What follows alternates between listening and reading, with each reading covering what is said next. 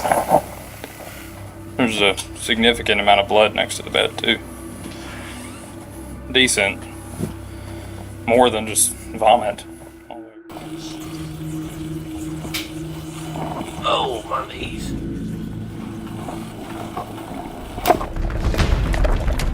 Keep going. Hey, no, quick.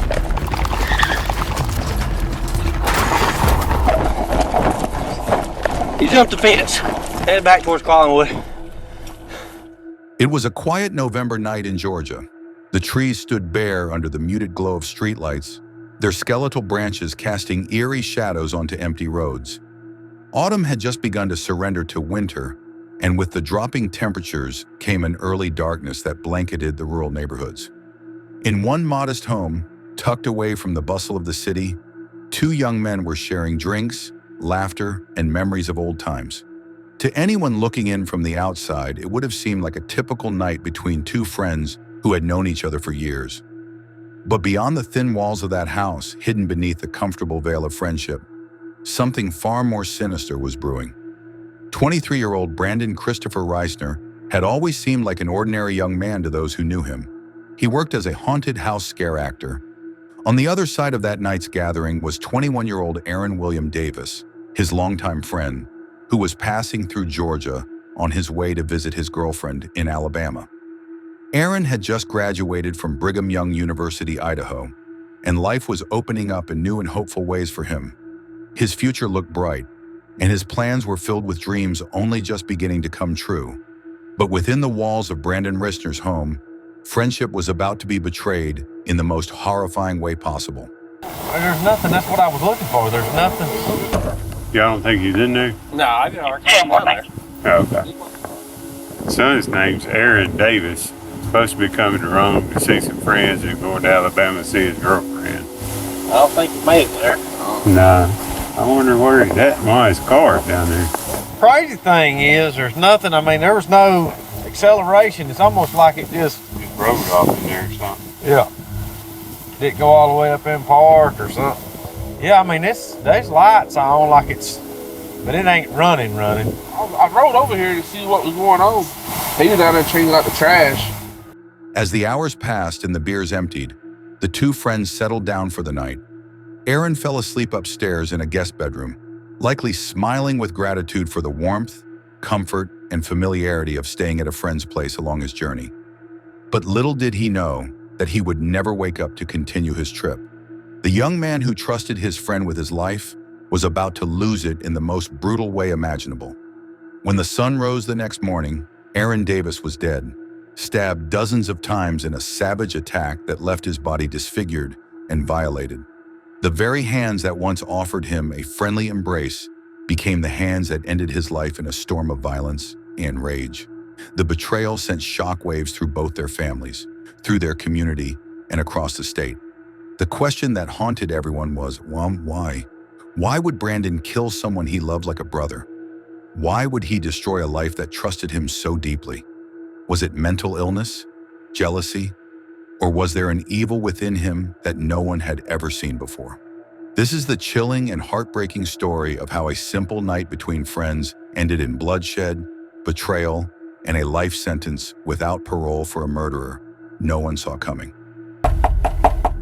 Hey, what's going on? I'm Officer Grant with the Rome Police Department. We're following up on all this. Can you walk me through what's going on? Just make sure we're all on the same page. We started drinking around 12 yesterday. Yeah, it's you and Aaron, right? Yeah, me and Aaron. Okay. Anyone else with you guys? And went to some bars, and I had bought some red wine. Yeah. And came back here, started drinking red wine. He doesn't drink too often, so Yeah. he had gone upstairs and was just puking everywhere to the toilet. It was like standing up and puking for some reason. I went downstairs and he told me that he doesn't need any help. I went downstairs, dropped a bottle, cut my pinky, and I went to the urgent care this morning, took a shower, went to bed. Okay. And then woke up 1 to 2 a.m. and his car was gone. So, how long have you and Aaron been friends? We met when I was in 5th grade. Okay. And then we became more like close friends, I'd say, like around freshman year. We're still trying to find him. I don't know. You know, he may just be staying at a hotel, sleeping off whatever happened last night. Yeah. It doesn't necessarily mean he's in danger or anything like that. You have any problem with us checking inside the house? No problem at all? No ferocious iguanas or anything? No. You never know, man. People have all kinds of pets. Brandon Christopher Risner was born and raised in Georgia, spending most of his life in the suburban outskirts where communities were tight-knit and neighbors knew each other by name. As a child, he was known for his creativity and dramatic flair, often performing small skits for family gatherings and school events. By his late teens, Brandon developed a deep interest in horror-themed entertainment. This passion led him to work at local haunted houses as a scare actor, dressing up in terrifying costumes, smearing his face with fake blood, and jumping out at guests to earn screams and applause. For Brandon, this was his stage, his opportunity to live out his love for performance and horror in a safe, controlled environment. Aaron William Davis grew up alongside Brandon. They attended the same high school, shared many classes, and their families often saw each other at community events. Aaron, however, was quite different from Brandon. Where Brandon thrived on drama and darkness, Aaron was a quiet, bright, and spiritual young man with a natural inclination for kindness. After graduating high school, Aaron moved to Idaho to study at Brigham Young University, Idaho, where he excelled in his coursework and built strong friendships. Despite moving away for college, Aaron and Brandon maintained their friendship. They texted regularly, joked about their high school memories, and checked in on each other's lives. To Aaron, Brandon was a friend he could rely on, someone who had known him since they were teenagers, someone who had seen him grow up. In November 2022, after graduating from BYU-Idaho, Aaron decided to make a road trip down to Alabama to visit his girlfriend. On the way, he planned a short stop in Georgia to see Brandon and spend a night catching up before continuing his journey. For Brandon, Aaron's visit should have been a happy reunion. But beneath his seemingly cheerful exterior, there were signs of darkness. Friends later recalled Brandon sharing disturbing song lyrics he had written, referencing violent imagery and death. Some said he had become withdrawn and unpredictable, although no one suspected he could ever commit such brutality. Brandon himself never indicated that he felt anger or hatred towards Aaron. There were no visible fights, no open tensions. Their relationship on the surface was one of mutual trust and history. But on that November night, as the two friends sat down to drink and talk about their lives, something snapped within Brandon Risner. The friendly mask he wore fell away, revealing a side of him no one had seen before, a side capable of violence that would shock an entire community. It was November 11, 2022, a date that would soon become a memorial of grief for the Davis family. The evening began with Brandon inviting Aaron to his home. They sat together in his living room, cans of beer resting on the table, the television playing quietly in the background. Brandon ordered beers with high alcohol content, and as the night wore on, Aaron became visibly inebriated. According to prosecutors, Brandon continued to encourage him to drink, ensuring he was too intoxicated to drive or even move around comfortably. I next want to talk about some of the steps the defendant took to try to cover up this crime after it happened. Charlie Girl Schellinger is the girlfriend of Aaron, and Aaron was actually on his way to see her, and he was just stopping in Rome at his best friend's house on the way to go see her. It was unusual for Aaron and Charlie Girl not to communicate frequently. And so when she had not heard from him, and the last time she heard from him was in the early evening of Thursday the 10th. When she still hadn't heard from Aaron the next day, she then reaches out to Brandon because she knows that that's where Aaron had been staying. And he starts telling her, he's with me, but his phone is dead.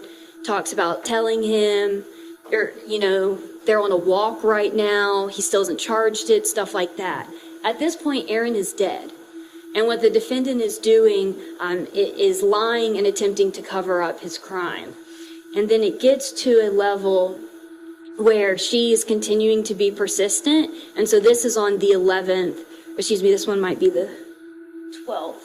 But she is still kind of wondering what's going on. And here's where the defendant comes up with a new story that Aaron has gone home to Cumming, Georgia to get a Switch, which is presumably a Nintendo Switch, a type of game, and that he is then going to go to Alabama the next day. So that is what he is explaining as to where Aaron could be or why Aaron is no longer responding. He searches for Cosmic Dog Outpost. We know that that's where he took Aaron on Thursday night. They were at Cosmic Dog for about an hour, around 7:45. The defendant ordered drinks for them. He ordered two different, they each had 2 beers, but they were high content alcohol beers. And that's significant because Aaron was not a drinker. It was part of his faith, so it was not something that Aaron did frequently. And the defendant ordered very high alcohol content drinks for them both, and he paid. And so we just know this kind of just indicate he had looked up Cosmic Dog, and they do ultimately go there. We know that they go after Cosmic Dog to Giggity's, where the defendant again pays and orders drinks from them. And after that, they return to the defendant's residence. Eventually, as midnight approached, Aaron made his way upstairs to the guest bedroom, unaware that this would be the last place he would ever sleep. The details of what went through Brandon's mind in the hours that followed remain unclear to this day. No messages, no diary entries, and no statements have ever explained why he did what he did. What is known is that sometime during the night or in the early hours of November 12th, Brandon retrieved a blade-like object and walked up the stairs to where his friend lay sleeping. In the darkness of that room, illuminated only by dim moonlight filtering through the curtains, Brandon launched a savage attack. He stabbed Aaron approximately 40 times. The wounds covered his head, chest, torso, and limbs. The force and nature of the wounds suggested a rage that was explosive and uncontrolled. Yet prosecutors noted that there were no defensive wounds on Aaron's body. He never woke up. He never had a chance to defend himself. Brandon's attack was so sudden and so brutal that Aaron's life ended before he could process what was happening. But the horror did not end there. Driven by a twisted impulse, Brandon attempted to dismember Aaron's body. He removed a portion of Aaron's small intestine, which was never recovered. No one knows what he did with it or why he felt compelled to remove it. This act transformed an already savage murder into something even more macabre, revealing a level of depravity that shocked law enforcement and the community alike. Do you mind coming in here with me so you can just show me where I'm going and all that? Yeah. Just makes it a little bit easier. The bathroom is up there that he was up checking in. I got you. Oh, Lord. Is that what's in the laundry right now, I guess? Okay. After the murder, Brandon began his attempts to cover up his crime. He purchased cleaning supplies from Walmart to scrub away the blood that had soaked the mattress, the carpet, the rug, and even the ceiling. The scene he left behind was described as gruesome, with blood spatter covering the room where Aaron had been sleeping peacefully just hours earlier.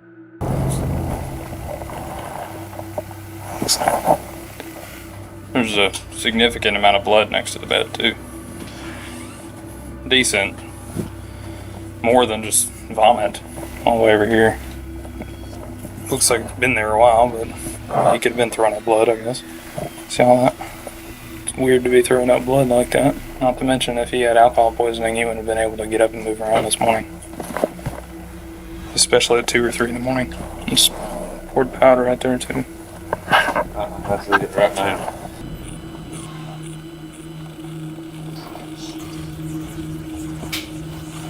Oh, my knees.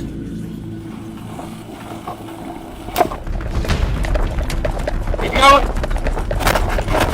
Stay no quick.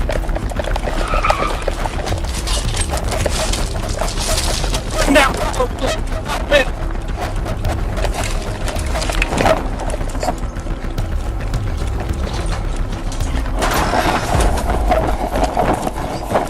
He jumped the fence, headed back towards Collinwood.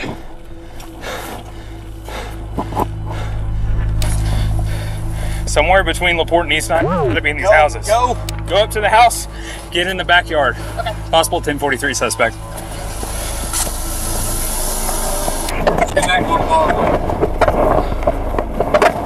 Run back towards 8. Give me more units. Once Brandon believed he had cleaned up enough to avoid detection, he dragged Aaron's lifeless body out of the house and loaded it into his vehicle. He drove to a wooded area nearby where a tree had recently uprooted, leaving behind a natural hole in the earth. There he buried Aaron's body under 6 to 12 inches of dirt, creating an unmarked grave in the silent forest. As if that were not enough, he also attempted to dispose of Aaron's car by driving it to a creek and submerging it, hoping it would sink and never be found. But the secrets he tried to bury would soon come to light. The disappearance of Aaron Davis did not go unnoticed for long. When his family and girlfriend realized he never arrived in Alabama as planned, worry turned into panic. They attempted to reach him multiple times, but his phone went straight to voicemail. Aaron was responsible, punctual, and deeply connected to his loved ones. It was entirely out of character for him to vanish without a word.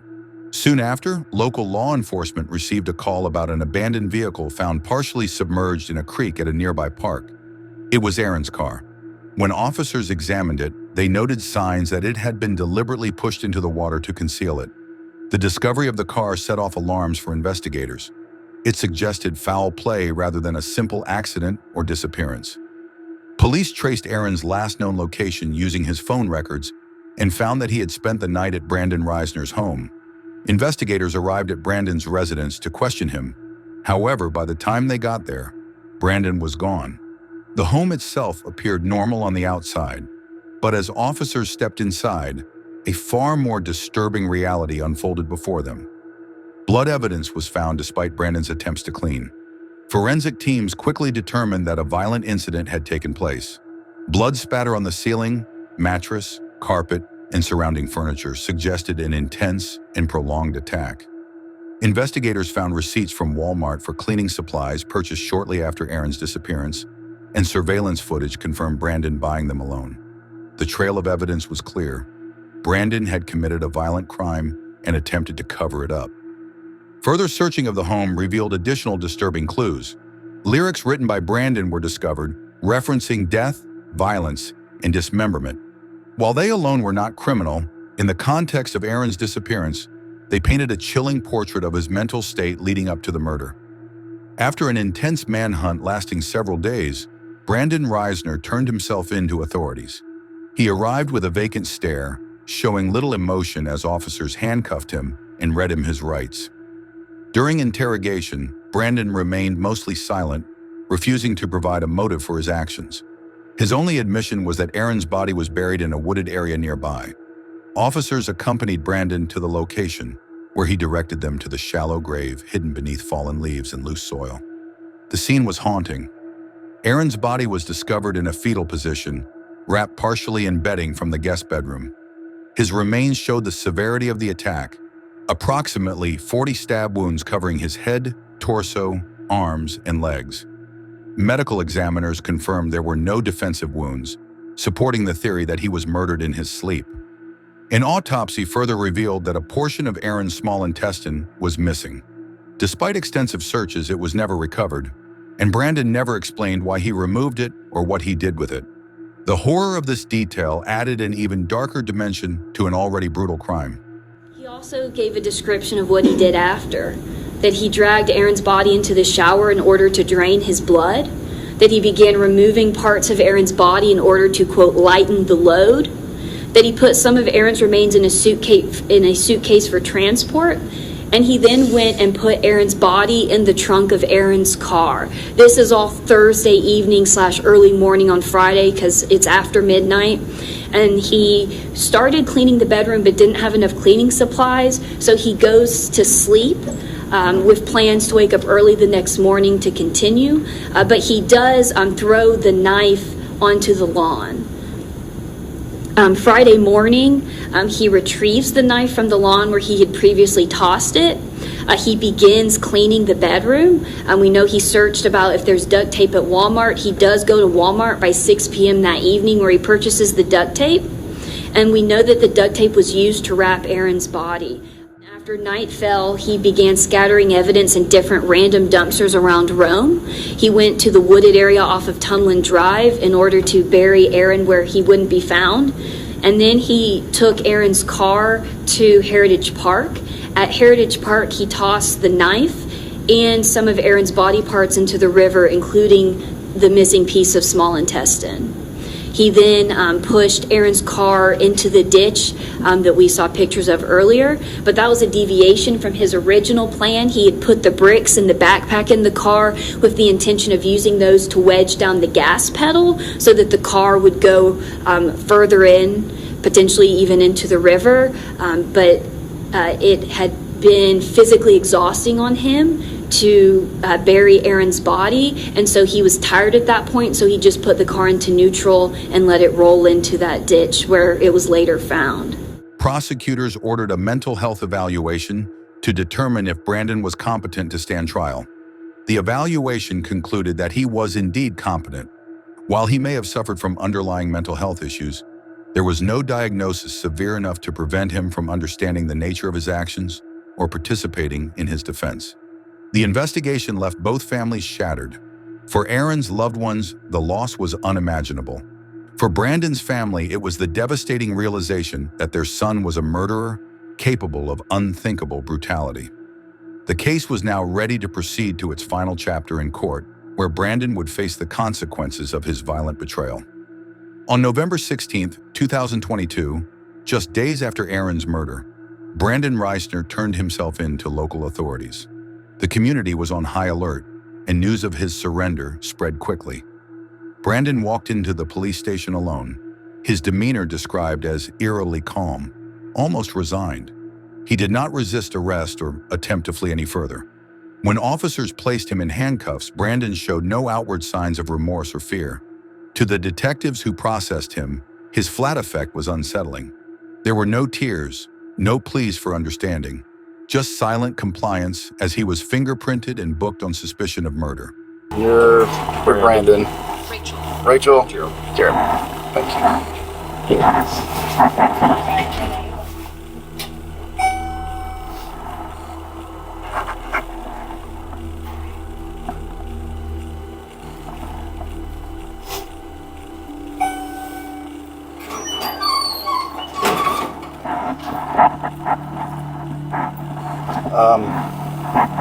Rachel, Jeremy, if y'all can have a seat out here, I'm gonna take him back there and we'll talk, man. Would you like to talk in private?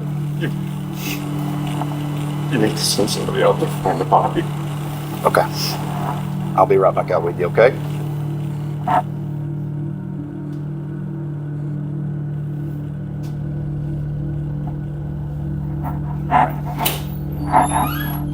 Anything in your pockets that I need to know about? Wallet and keys. Have those real quick. Anything else? No. Sorry about that. Go ahead and have a seat. Alright, like I was saying, I'm Detective York.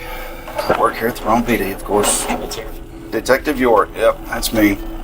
So before we get started, got some paperwork you gotta fill. So I'm gonna read you some stuff before we get started, okay? You have the right to remain silent. You have the right to talk to a lawyer for advice before you are asked questions and have him with you during questioning. I would like a lawyer. You would like a lawyer, okay? Alright, sit tight for just a minute. At his initial arraignment, Brandon appeared via video call from jail. His hair was unkempt, and his expression remained blank as the judge read the preliminary charges against him. His defense attorney requested a mental health evaluation to determine whether Brandon understood the nature of the proceedings. This was quickly granted, given the brutality and bizarre details of the case, including the attempted dismemberment. Within weeks, mental health experts declared him competent to stand trial.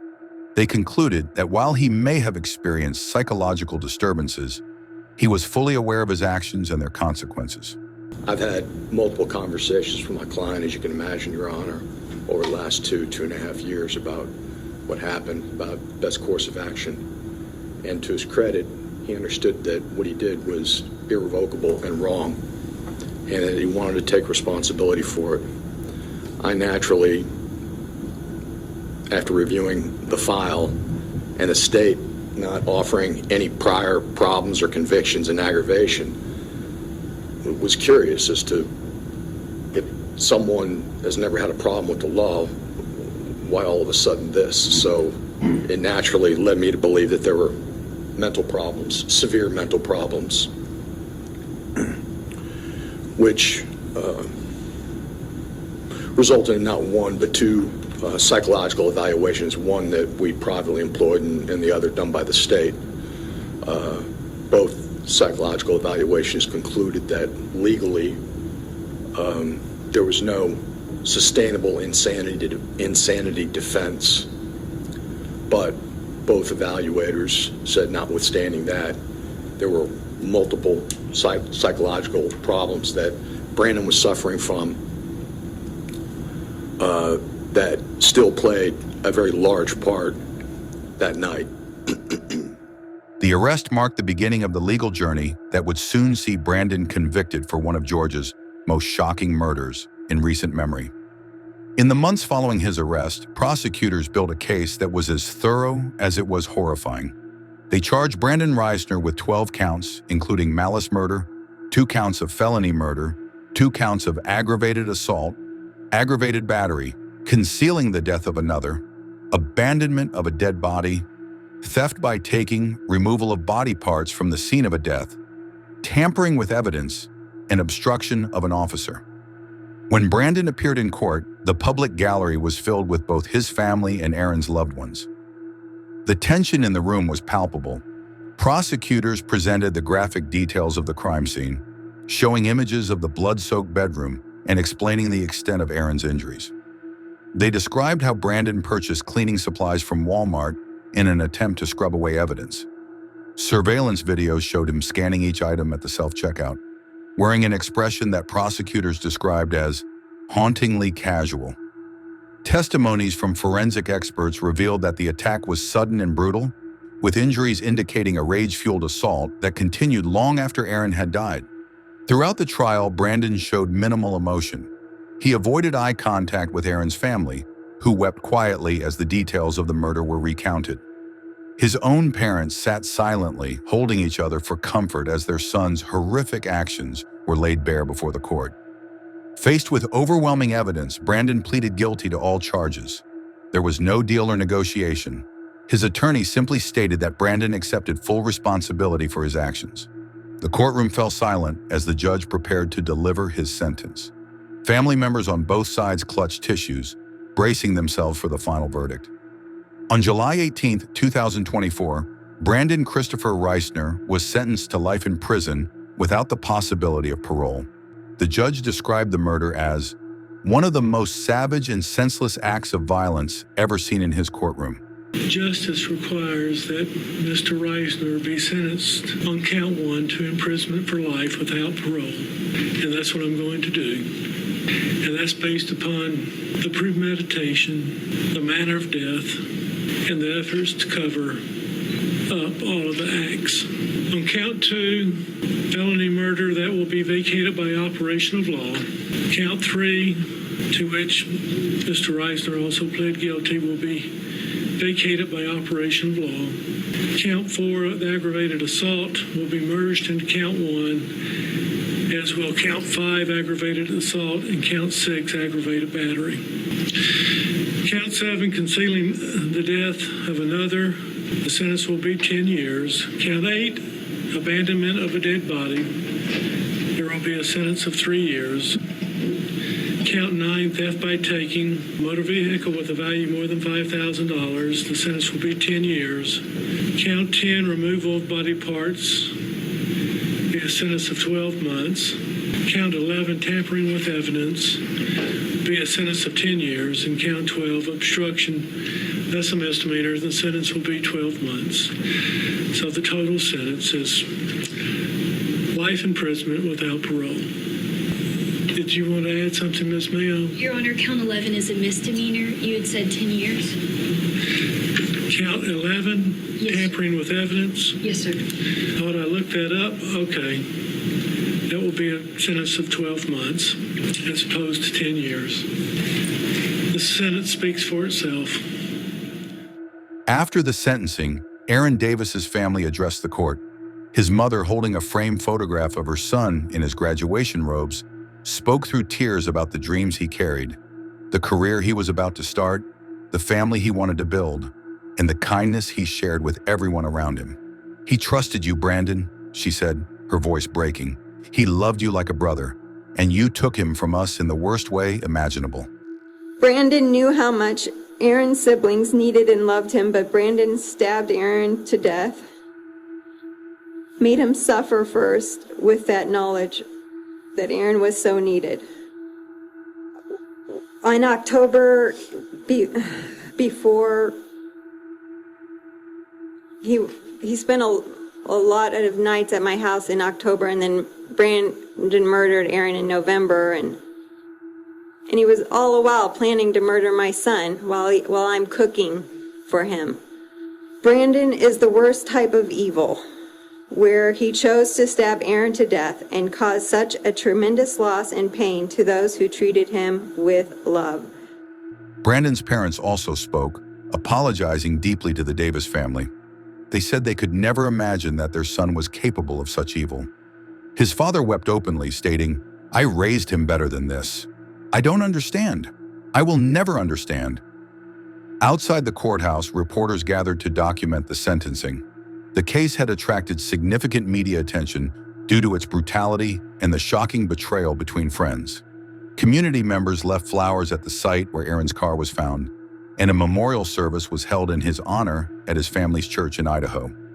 His former professors at Brigham Young University, Idaho, wrote tributes about his intelligence, work ethic, and unwavering kindness, remembering him as a student who left a mark on everyone he met.